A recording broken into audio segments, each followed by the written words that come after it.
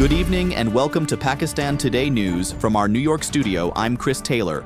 Prime Minister SHEHBAZ Sharif is set to embark on a two-day official visit to Doha, Qatar, where he will meet the Qatari Emir, the Foreign Office has announced.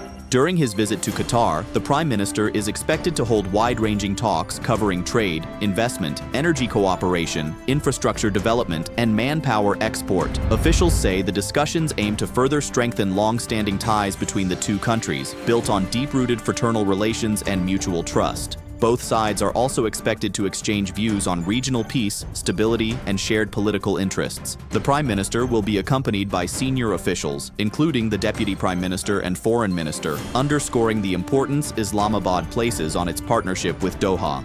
Turning to Islamabad, opposition leaders staged a sit-in protest outside the Supreme Court today, demanding that cases against imprisoned former Prime Minister Imran Khan be scheduled for immediate hearing.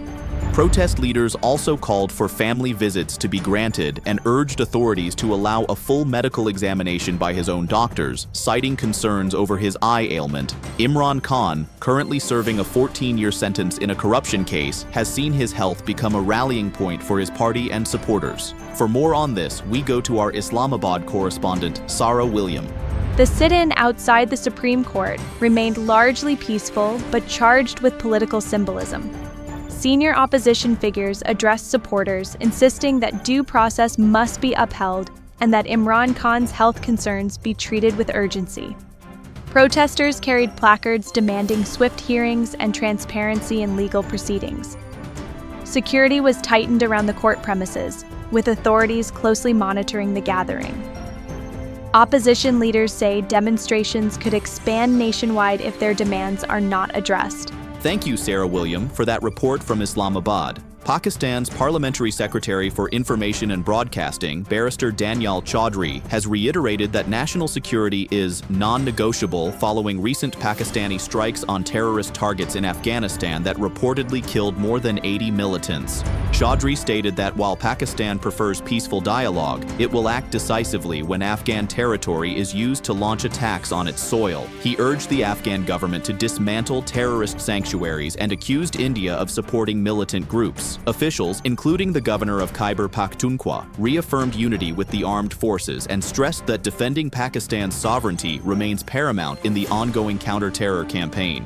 In the Middle East, tensions are rising after Iran warned that any U.S. military action, even limited strikes, would be considered an act of aggression. The warning follows remarks by U.S. President Donald Trump, who said he is considering limited strikes on Iran if diplomatic talks fail. Tehran's foreign ministry spokesman emphasized that no attack would be truly limited and vowed a strong response. Indirect talks under Omani mediation are scheduled this week, but uncertainty continues to cloud the diplomatic track. Meanwhile, the Indian Air Force has lost another Hindustan Aeronautics Limited Tejas light combat aircraft after it overshot the runway at a frontline airbase. The pilot safely ejected, according to Indian media reports. In response, the IAF has grounded its fleet of around 30 single-seat Tejas jets for comprehensive technical inspections amid concerns about possible faults. This marks the third reported Tejas loss since its induction, while delays continue in deliveries of the Tejas Mk1A variant. In Mexico, authorities say top cartel boss Nemesio El Mencho Oseguera was killed in a military raid, triggering immediate retaliation by cartel gunmen.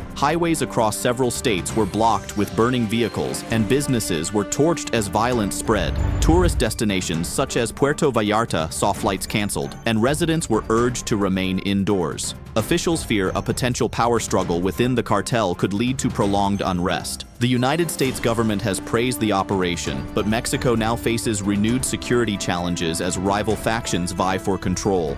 Finally, the Pakistan Stock Exchange saw another sharp downturn on Monday. The KSE 100 index plunged more than 5,400 points in intraday trading, extending recent volatility. The benchmark closed down around 3.16% at approximately 167,691 points after hitting earlier highs. Major stocks, including K Electric and Bank of Punjab, registered significant losses, while a few shares, such as Eaton's Technologies, posted modest gains. This marks at least the third major drop in 2 weeks, with analysts pointing to geopolitical tensions and domestic uncertainties. Investors are now looking toward the upcoming IMF review mission and the earnings season for potential market direction.